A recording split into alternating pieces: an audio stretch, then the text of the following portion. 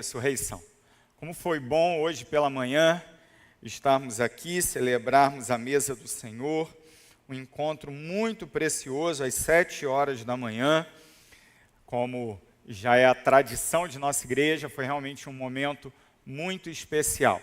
E agora à noite nós seguiremos celebrando a graça do Senhor. Você já percebeu isso em cada uma das canções que foi cantada, dos textos que foram lidos? Estamos aqui para falar da graça de Deus. Eu quero convidar você a abrir a sua Bíblia na carta que o apóstolo Paulo escreveu aos Efésios, no capítulo 1. Nós leremos inicialmente o verso de número 6.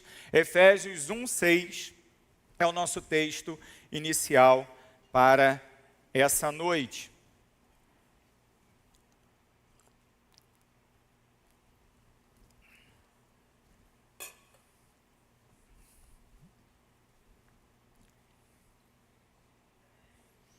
Efésios 1:6. Amém? Vamos ler a palavra do Senhor? Para louvor da glória de sua graça, que Ele nos concedeu gratuitamente no amado. Senhor Deus, estamos diante da Tua palavra, da palavra verdadeira, inspirada, palavra que nos apresenta a Tua maravilhosa graça, graça do Senhor para as nossas vidas. Nós te agradecemos nesse domingo da ressurreição, porque podemos experimentar desse favor maravilhoso do Senhor todos os dias da nossa vida. Em especial hoje, quando relembramos do sacrifício perfeito de Jesus na cruz do Calvário, e da sua ressurreição ao terceiro dia, nós queremos, ó Deus, mais uma vez, e clamamos que assim seja, queremos ser impactados pelo Senhor e pela profundidade da Tua graça. Fala conosco, Deus, é a nossa oração, sabendo, ó Deus, que precisamos do Senhor e dependemos do Senhor para compreender as maravilhas da Tua lei. Fala conosco, Deus, é a nossa oração.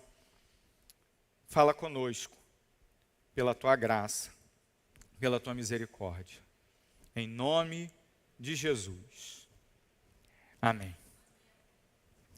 Meus irmãos queridos, nós, nesse domingo da ressurreição, lembramos daquilo que o Senhor Jesus fez por nós, fez em favor de nós. Quando, na sexta-feira da paixão, Ele subiu ao madeiro, subiu à cruz, e ali Ele foi morto pelos nossos pecados, pelas nossas transgressões.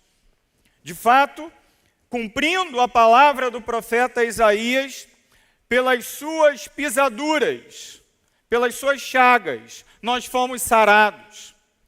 Por causa daquilo que ele sofreu, agora nós podemos ter a certeza de que nós não sofreremos. Sofreremos as consequências do nosso próprio pecado, as consequências da nossa própria iniquidade. Tudo isso foi colocado para longe de nós. E como hoje de manhã nós aprendemos, na morte do nosso Senhor Jesus Cristo, a morte foi morta. A morte foi morta, ela foi aniquilada, ela foi vencida. Quando o Senhor Jesus morreu na cruz do Calvário, em nosso lugar, em nosso favor, a nossa morte foi derrotada. Glória a Deus por isso. Agora, fica a pergunta: por que isso tudo acontece? Por que tudo isso aconteceu?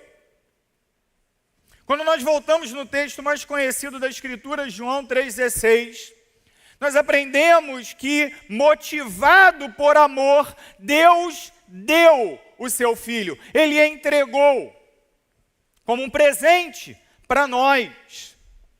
Mas Jesus, enquanto presente para nós, Ele nos foi dado para morrer.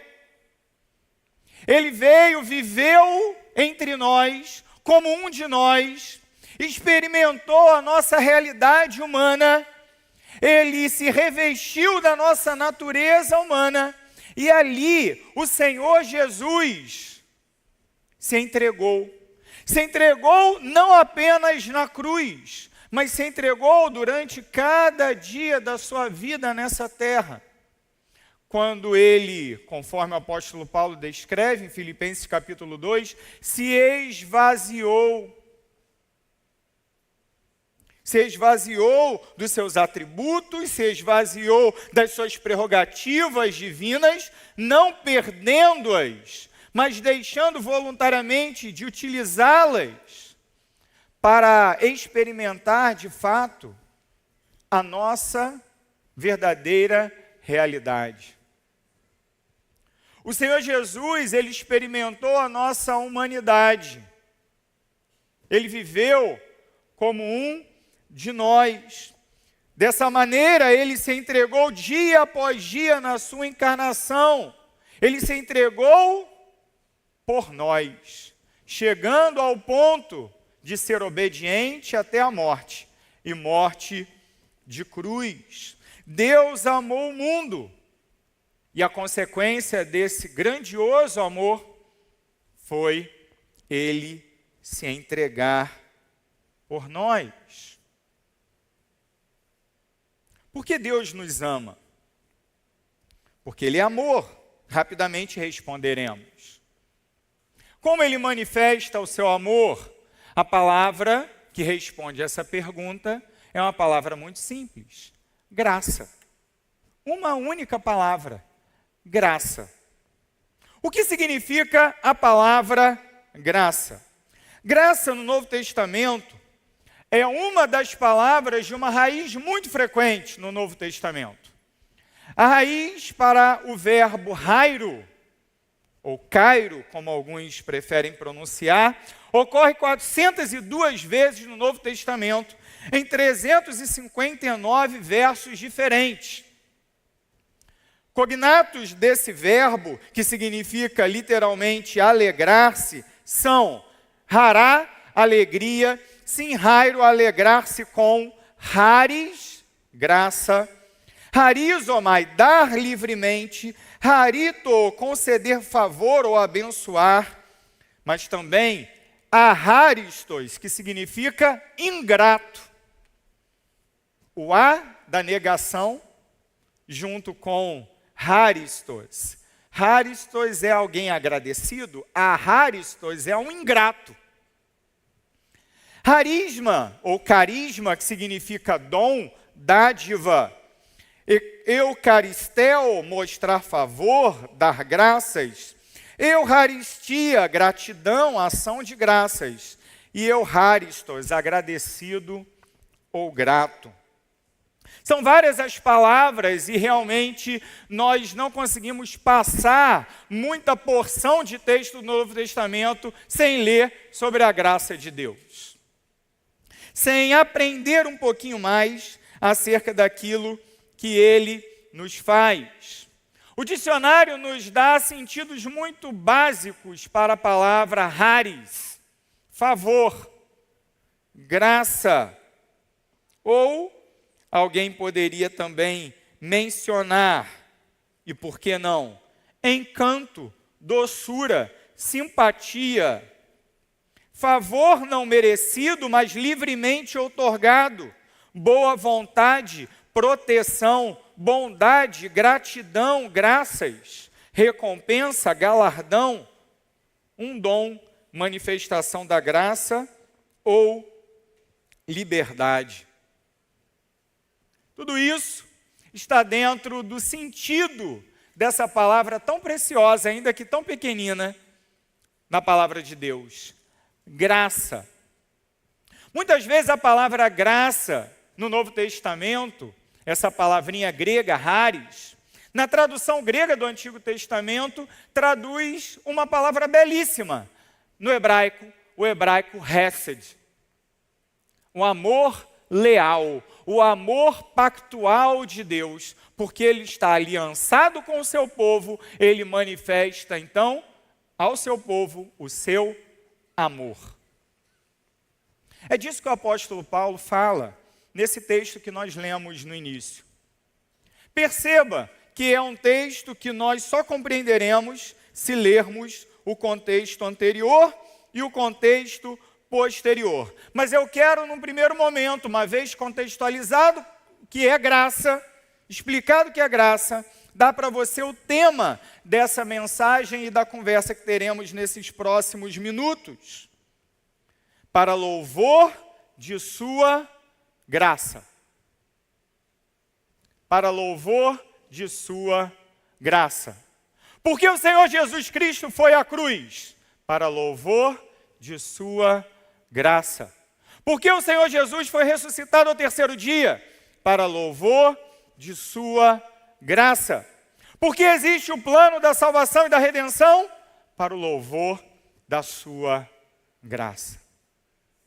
Meus irmãos, nós podemos até mesmo afirmar que todas as coisas existem para o louvor da graça de Deus. Se do ponto de vista amplo, graça é qualquer favor imerecido, eu quero convidar você nesse momento a respirar bem fundo. Respire aí bem fundo. Você acabou de desfrutar da graça de Deus, você respirou o ar de Deus. É de Deus, pertence a Ele. Tudo que nós temos e obtivemos para viver, vem de Deus. Portanto, graça é algo que atinge inclusive aquele que não conhece o Senhor Jesus. Quando o ímpio respira o ar de Deus, quando ele vive no mundo de Deus, quando ele experimenta as dádivas da providência de Deus, ele vive a graça comum. Aquilo que nós costumamos chamar de graça comum. Graça que é para todo mundo. Que é para todos.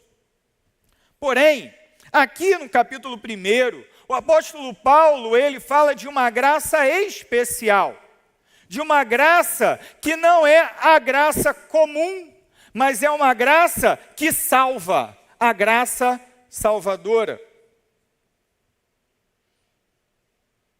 Todas as coisas acontecem para o louvor da graça de Deus, mas em especial, Deus elaborou um plano, e esse plano ele tem como objetivo salvar a humanidade para que o Deus de toda graça seja glorificado e seja honrado. Os nossos antecedentes na fé, eles entenderam isso e escreveram sobre isso. A segunda Confissão de Fé Batista de Londres, de 1689, no seu capítulo 7, trata da aliança de Deus.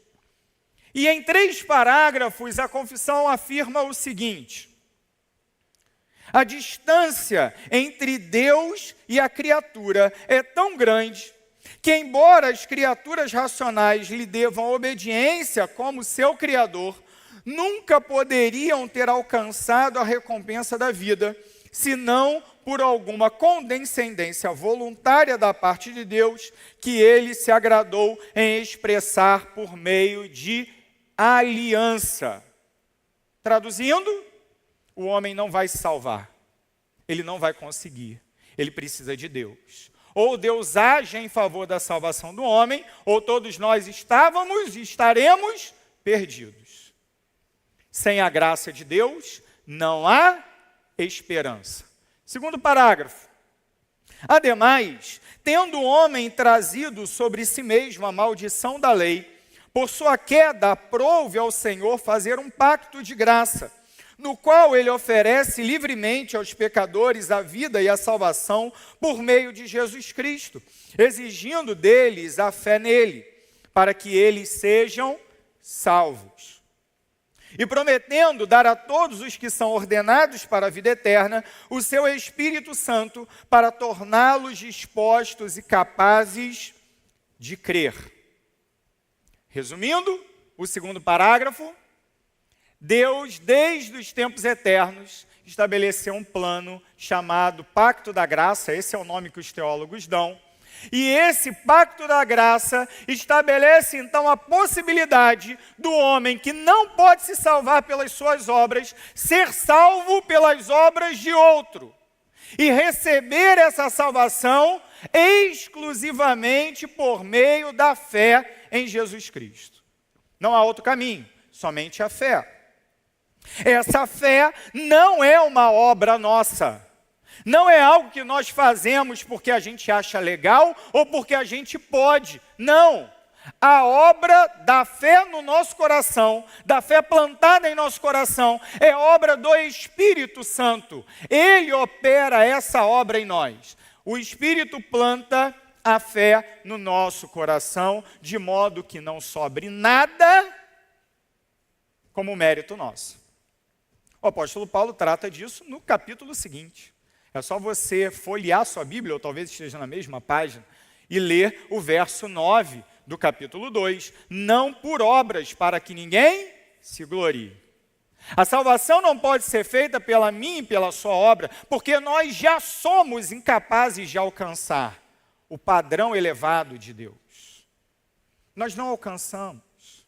Estávamos, portanto, perdidos, mortos em nossos delitos e pecados, como Paulo fala no capítulo 2, verso 1. E diante da nossa morte espiritual, a única esperança que tínhamos era a ação soberana e graciosa de Deus em nosso favor. E Ele efetivamente fez isso, e todo aquele que crê em Cristo Jesus como seu Salvador, experimenta essa aliança, esse pacto da graça.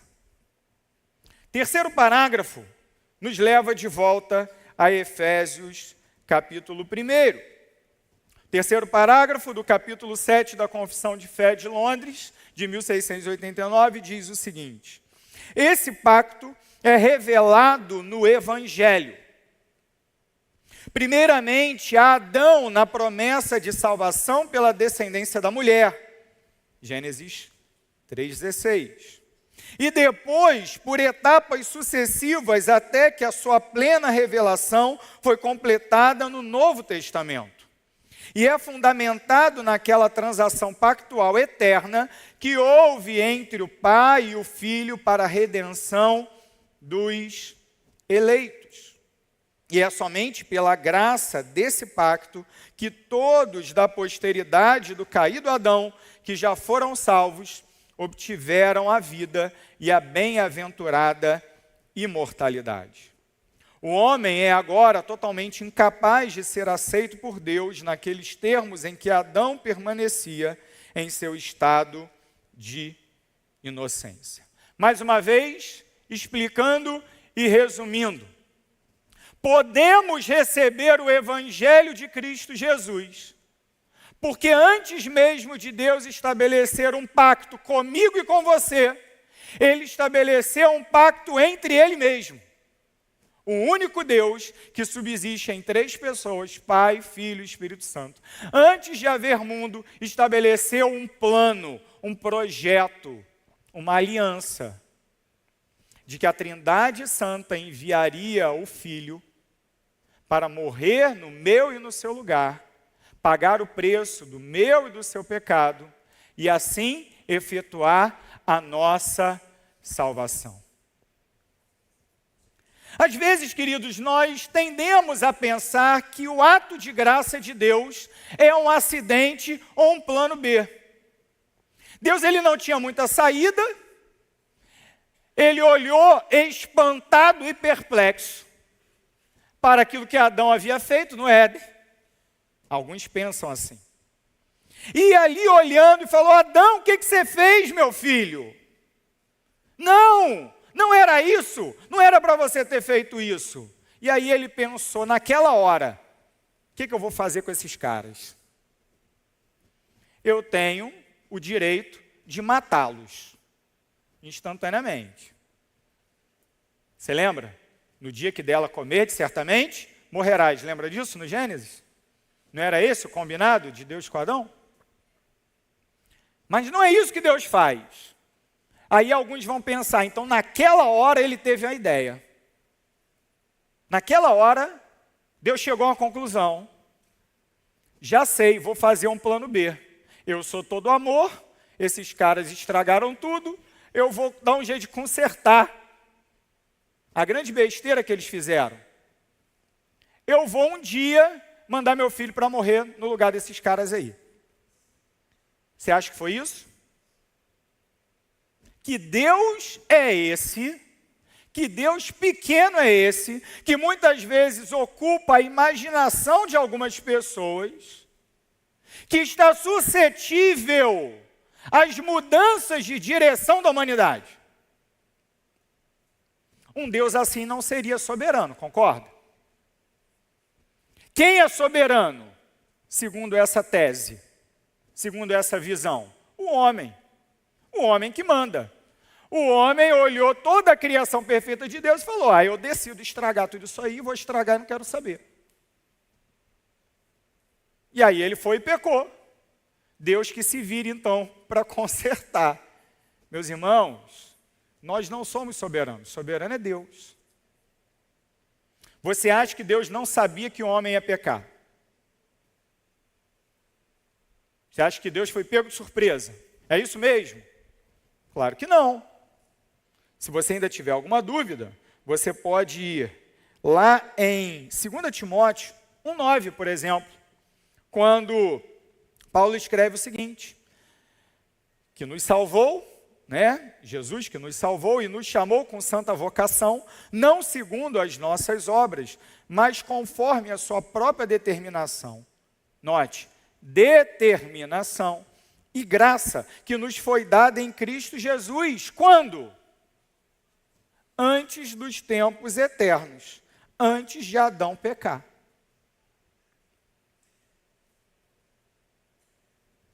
Isso, queridos, então amplifica sobremaneira a visão que nós temos da graça de Deus. Deus já tinha olhado para você, pecador, para mim, pecador, antes mesmo de eu nascer, antes mesmo de eu pecar a primeira vez, na verdade, antes mesmo do meu pai Adão ter escolhido o caminho do pecado.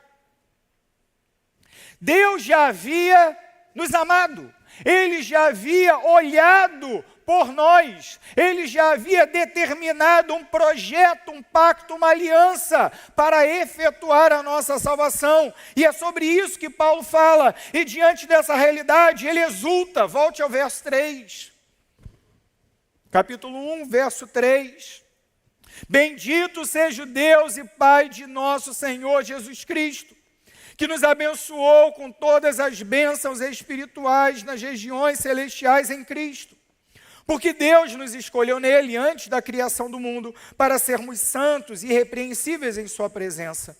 Em amor nos predestinou para sermos adotados como filhos por meio de Jesus Cristo, conforme o bom propósito da sua vontade, para o louvor da sua gloriosa graça, a qual nos deu gratuitamente no amado. Para louvor da graça de Deus, o Pai decidiu nos abençoar antes mesmo de haver mundo. Para o louvor da glória da graça de Deus. Você não é o centro do mundo, e essa é a melhor notícia que a gente pode ter. É exatamente porque o Deus de toda a graça, Ele sim é o centro. Que Ele transborda em amor infinito, e esse amor atinge a mim e a você. Por isso Paulo exulta. Veja 3 vezes a raiz da palavra bênção. Bendito seja o Deus e Pai de nosso Senhor Jesus Cristo, o qual nos abençoou.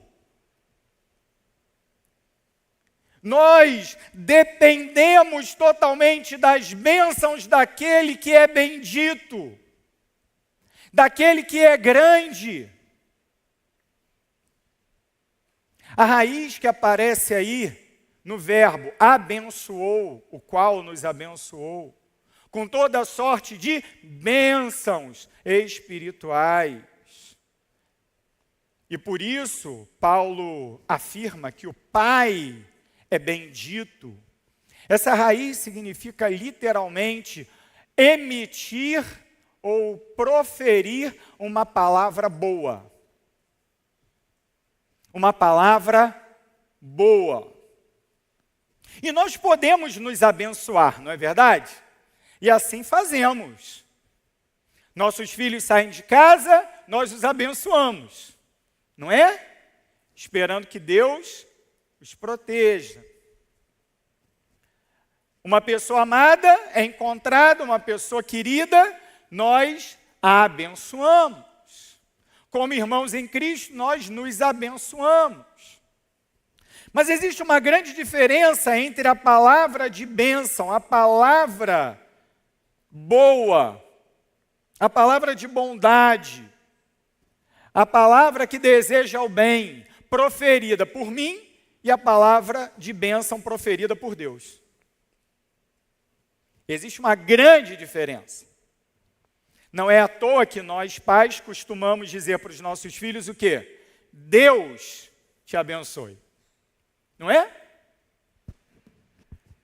Porque a verdade é o seguinte, por mais que nós possamos até dizer, meu filho, eu te abençoo, existe uma diferença muito grande de valor entre a bênção de Deus e a minha. Você concorda com isso? Por que será? Por que é assim? Já parou para refletir na diferença da bênção de Deus e na tua bênção? É interessante você fazer essa reflexão. Porque quando nós pensamos nessa ideia aqui presente no texto, nessa palavra de bênção, eulogel, automaticamente a nossa mente vai para outros momentos em que a Escritura apresenta Deus falando. Não é? No princípio criou Deus os céus e a terra era sem forma e vazia, e o Espírito de Deus pairava sobre a face das águas. Disse Deus. Deus disse, haja luz. E aí ficou esperando 1 milhão de anos. Alguns acham, né, que esperou bilhões de anos. Né? Ok, fazer o quê? Né? A Bíblia diz, haja luz e houve luz. A palavra de Deus é todo poder. Aquilo que Deus diz, aquilo que Deus decreta, simplesmente acontece. Haja luz e houve luz. Texto semelhante é a abertura do Evangelho de João, lá no capítulo 1. No princípio era a palavra. No princípio era a palavra, o Logos. E a palavra estava com Deus e a palavra era Deus. Ele estava com Deus no princípio. E sem Ele, nada do que foi feito se fez. Note que mais uma vez aparece a palavra de Deus. A palavra de bênção de Deus. A boa palavra proferida por Deus. Mas essa boa palavra proferida por Deus agora é Jesus Cristo. Ele é a melhor palavra de Deus. O Verbo encarnado. A palavra viva. Para a qual apontam todas as coisas. Bem dito, bem falado. Seja o nosso maravilhoso Deus e Pai do Senhor Jesus Cristo. Nosso coração exulta. Ele transborda em louvor. Em gratidão a Deus. Porque Ele que é digno de todo louvor, Ele que é digno de toda palavra boa, de todo elogio, antes mesmo de haver mundo. Ele olhou para pecadores, para seus inimigos, para seus adversários, Para nós que tínhamos voltado as nossas costas contra Ele, Ele olhou para nós e Ele proferiu uma palavra de bênção. Ele nos abençoou, não com parte das bênçãos, não com metade das bênçãos, mas com toda a sorte de bênçãos espirituais nas regiões celestiais em Cristo. É disso que nós falamos na Páscoa.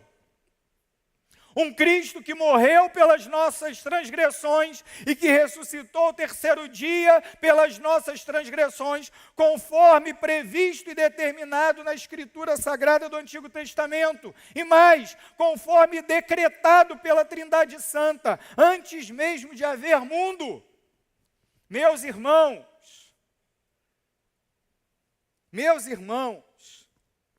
nós não temos diante de nós poucas bênçãos.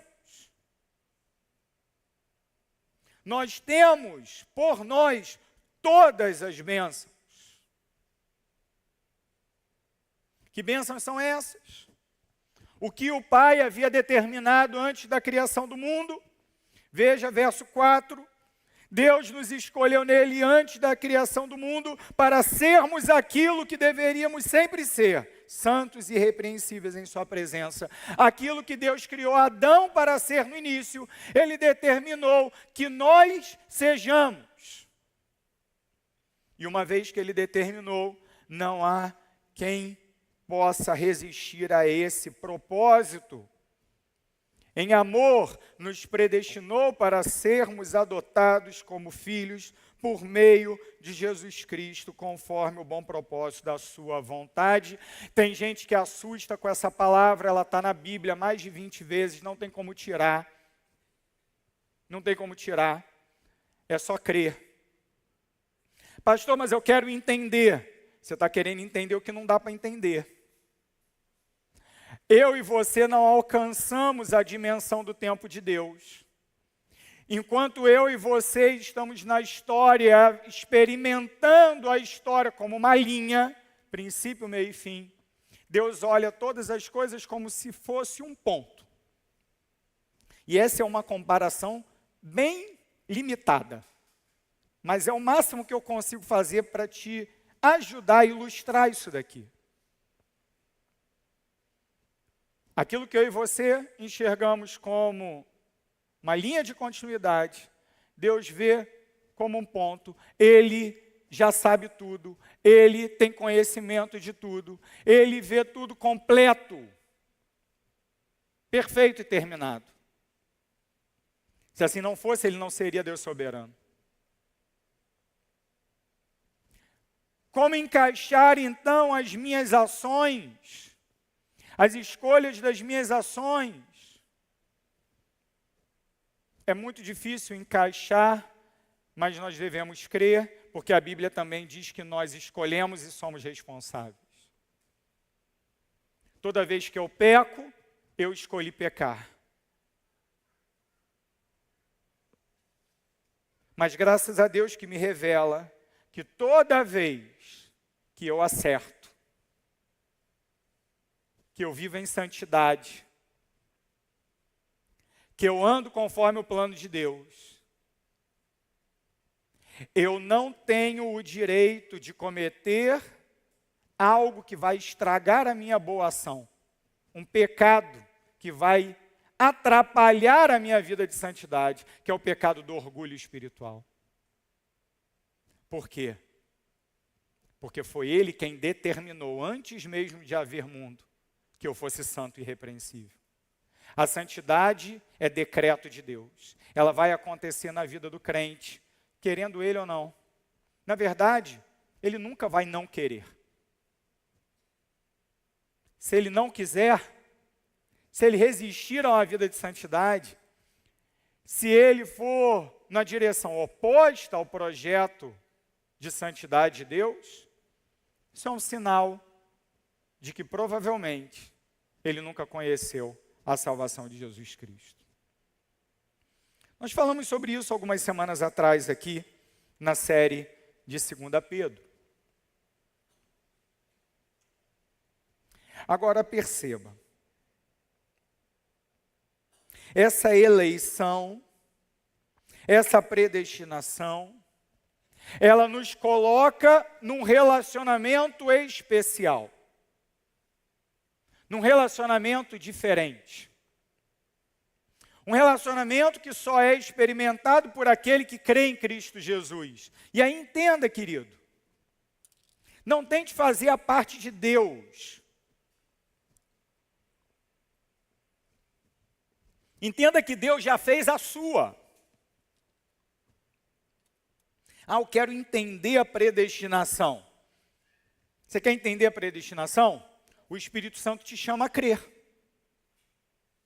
Se você crê, você é um eleito. Se você não crê, você não é eleito.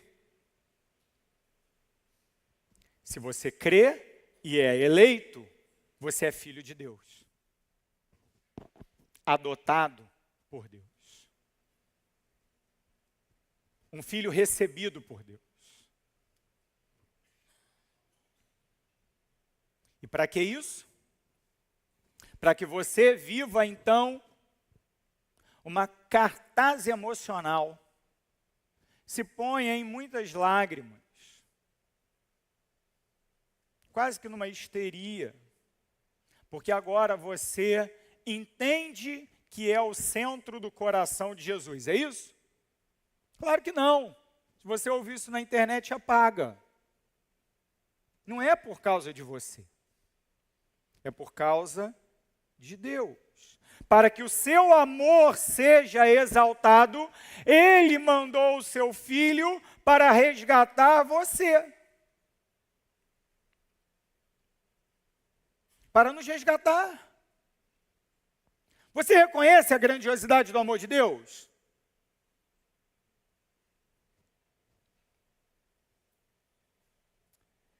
Aonde isso me leva? Isso me leva para vários lugares.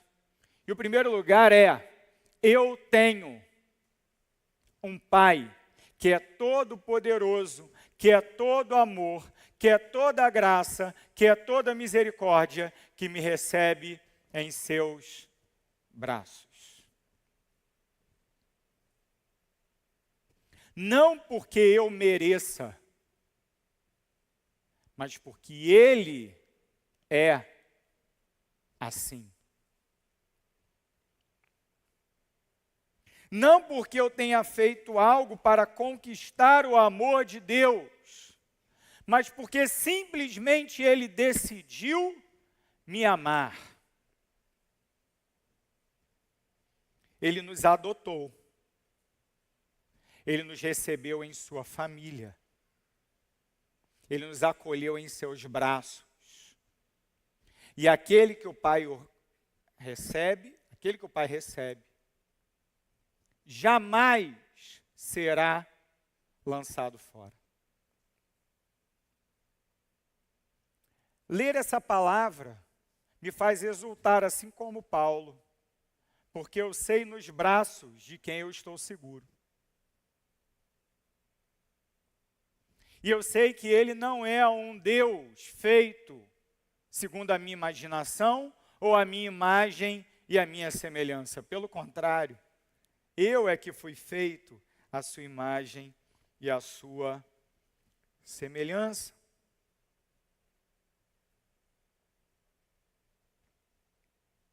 Em segundo lugar, isso me faz pensar. Isso me faz pensar o quão grandiosa é essa graça de Deus sobre a minha vida, de modo que, se ela de fato é grande na minha vida, eu preciso fazer com que ela seja conhecida por outros ao meu redor. E como eu farei isso? Alguns confiam em estratégia. Alguns confiam em método. Alguns confiam em formas. Alguns confiam em uma nova moda que vai fazer com que as pessoas sejam atraídas à presença de Deus e sejam então convertidas pelo Evangelho. Meus irmãos, o Evangelho é poder de Deus para a salvação de todo aquele que crê. O Evangelho é a mensagem que Deus entrega por meio do próprio Cristo à humanidade. E essa mensagem ela é poderosa por si mesma. Eu penso que muitas vezes nós entendemos errado a nossa missão. Achamos que a nossa missão será feita com a força do nosso braço, será feito com a sapiência das nossas estratégias, com a engenhosidade dos nossos métodos. Isso não é verdade. A nossa missão será feita exclusivamente no poder de Deus. Cabe a nós, assim como Paulo, que experimentava na sua vida e no seu ministério abundantemente esse poder de Deus, cabe a nós viver uma vida de adoração. Paulo reconhece o papel do Pai. E ele então exalta a graça de Deus. Para o louvor da glória da graça de Deus, o Pai determinou antes da criação do mundo o plano da nossa salvação. Plano esse que nos acolhe e nos recebe. Plano esse que deve ser vivido por cada crente na sua tarefa missionária, sempre na dependência do poder de Deus. Em segundo lugar, para o louvor da glória e da graça de Deus, o Filho executou a nossa redenção. Verso 7. Nele temos a redenção por meio de seu sangue, o perdão dos nossos pecados. Alguns tradutores eles têm dificuldade de posicionar a última palavra ali do verso 6, ou último trecho do verso 6. Para o louvor da sua gloriosa graça. Alguns dizem, aqui deveria ter um ponto. Termina aqui a frase. E aí o verso 7 começaria então, na palavra seguinte, a qual nos deu gratuitamente no amado, em quem temos redenção, por meio de seu sangue. O amado aqui é Jesus. Ele derramou seu sangue por nós e, portanto, nós podemos obter as riquezas da sua graça. Veja, final do verso 7. De acordo com as riquezas da graça de Deus. Pule para o verso 9, nosso tempo é limitado. E nos revelou o mistério da sua vontade, de acordo com o seu bom propósito, que ele estabeleceu em Cristo. Isto é, de fazer convergir em Cristo todas as coisas, celestiais ou terrenas, na dispensação da plenitude dos tempos. O que nós aprendemos aqui? Aprendemos que Cristo Jesus é o Cordeiro que poderia tirar o nosso pecado. Ele é o Cordeiro de Deus que tira o pecado do mundo. E ele faz isso de acordo com a abundante graça de Deus. Deus derramou da sua graça de forma abundante sobre nós. E ele fez isso em conformidade com aquilo que já estava previsto. Quando nós lemos Isaías 53 e comparamos com a paixão de Cristo, saltam aos olhos as semelhanças. O servo sofredor profetizado por Isaías de Jerusalém, 700 anos antes de Cristo, ele é Jesus, que subiu no madeiro, sofreu por nós e pagou ali o preço do nosso pecado. O texto do profeta diz que ao Senhor agradou moê-lo. Palavra dura, forte, pesada. Ao Senhor agradou moê-lo, fazendo enfermar. O Pai entregou o seu Filho para ser moído, para sofrer, para padecer e para morrer naquela cruz por nós. Para quê? para que nós tenhamos a remissão dos nossos pecados, de acordo com aquilo que havia sido determinado desde antes da fundação do mundo. Havia um tempo chamado de plenitude dos tempos, verso 10. Nesse momento, em função de Jesus Cristo, tendo Ele como centro, todas as coisas iriam nele convergir, para Ele apontar. Isso já aconteceu. Isso aconteceu na ressurreição. O Senhor Jesus, depois da ressurreição, Ele afirma: toda autoridade me foi dada, tanto no céu como sobre a terra. Tudo é dele, tudo pertence a Ele, tudo aponta para Ele. O Senhor Jesus mesmo declara isso. Mas Ele também diz que uma vez que foi dado a Ele todas as coisas nos céus e na terra, toda autoridade, agora Ele tem na terra uma igreja que desempenha a sua missão, que desempenha o seu papel. Por isso, no verso 12, Paulo diz: a fim de sermos para louvor da sua glória, nós, os que de antemão esperamos em Cristo. Veja, mais uma vez, qual é o propósito da nossa redenção? A glória de Deus. Para a glória da graça de Deus, para o louvor da graça maravilhosa de Deus. O Pai nos abençoou, o Filho nos redimiu e nos deu um propósito. Nosso propósito de vida só pode ser encontrado na obra do Evangelho de Cristo Jesus. Nós fomos feito herança dele, verso 11. Nós estamos separados para Deus. Nós temos um lugar especial na mesa de Deus.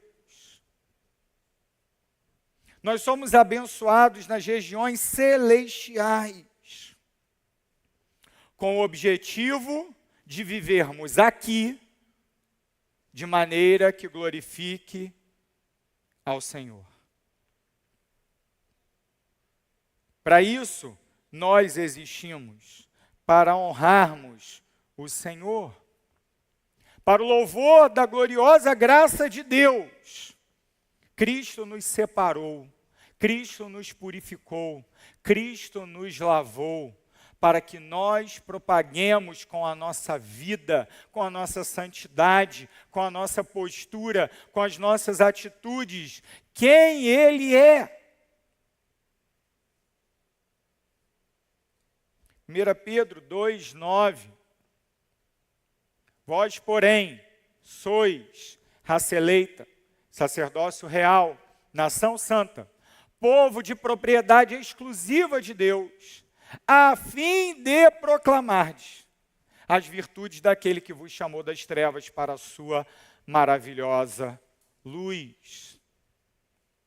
Vós, que antes não erais povo, agora sois povo de Deus. Não tinhais alcançado a misericórdia, mas agora alcançastes a misericórdia. Essa é a identidade da igreja do povo de Deus. Nós antes estávamos no mundo, mas por causa da redenção que há no sangue de Cristo Jesus, nós fomos separados para Deus, para vivermos uma vida de santidade. E em santidade somos chamados à proclamação. Testemunhamos com a vida, proclamamos com a boca. Para o louvor da graça de Deus. Em último lugar, para o louvor da graça de Deus, o Espírito nos garante. Verso 13, verso 14 do capítulo 1 de Efésios. Quando vocês ouviram e creram na palavra da verdade, o evangelho que os salvou, vocês foram selados em Cristo com o Espírito Santo da promessa, que é a garantia da nossa herança até a redenção daqueles que pertencem a Deus, para o louvor da sua glória. Note que tudo começa no ouvir. No ouvir da palavra de Deus, do evangelho da nossa salvação. No dia em que nós ouvimos o evangelho e no dia em que cremos no evangelho, o Senhor Deus nos garantiu, Ele nos selou.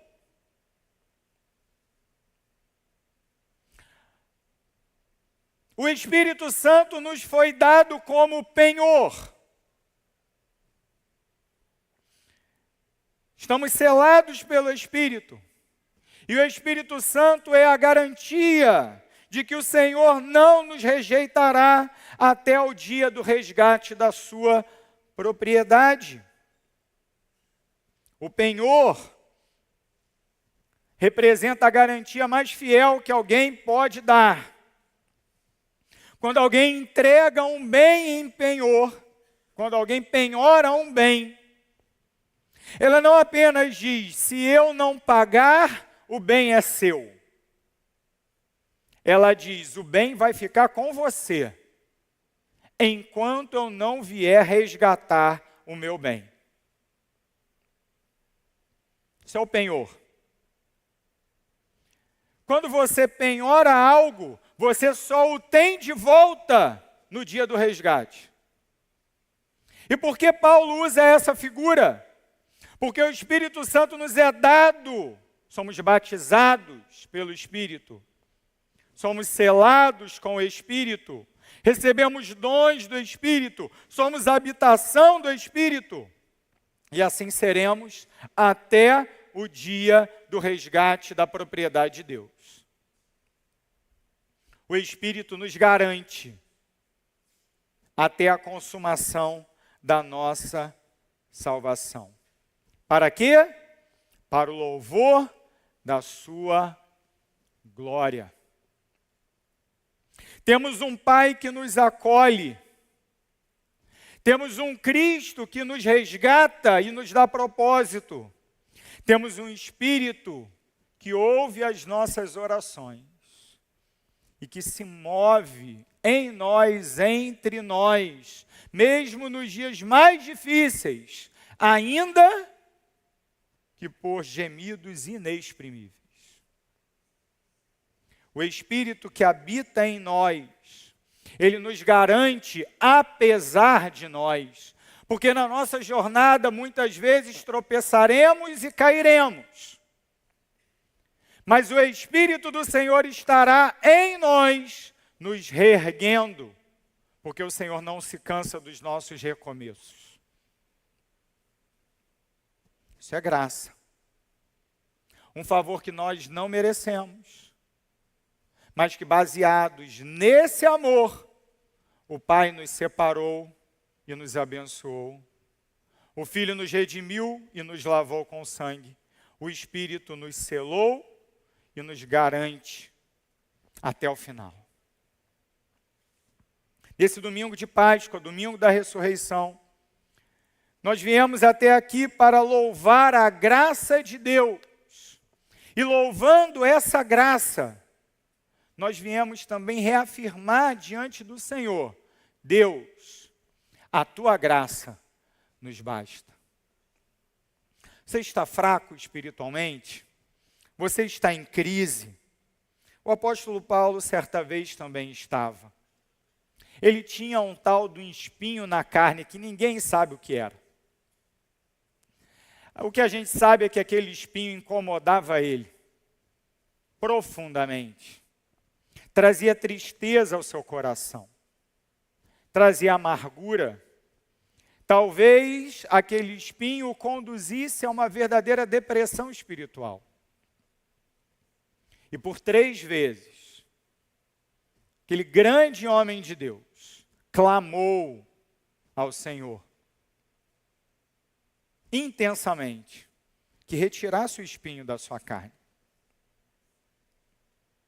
E diante daquele clamor, daquele pedido tão intenso, Deus disse, não. não vou tirar. Porque você precisa aprender. Você precisa aprender duas coisas. E as duas coisas são profundamente dependentes uma da outra. Primeiro, a minha graça te basta. Segundo, o meu poder se aperfeiçoa na sua fraqueza.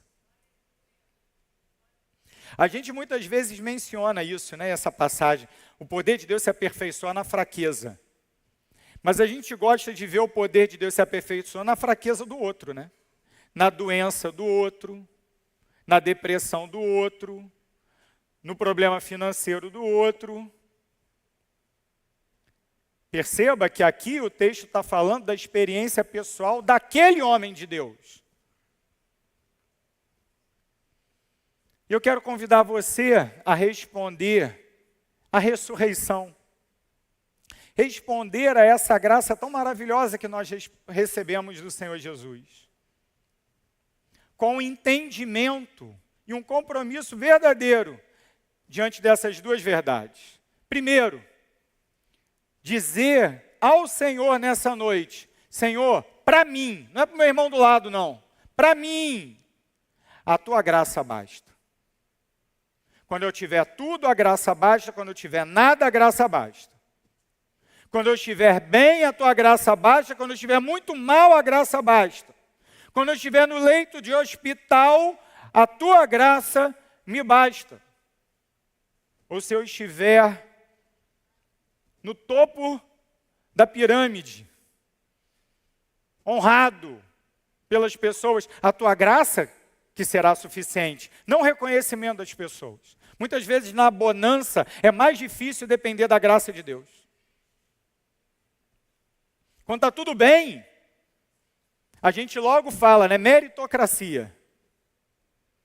Está tudo bem, fui eu que fiz, fui eu que conquistei, eu que realizei. Não. Está tudo bem, é graça. Está tudo mal, é graça também.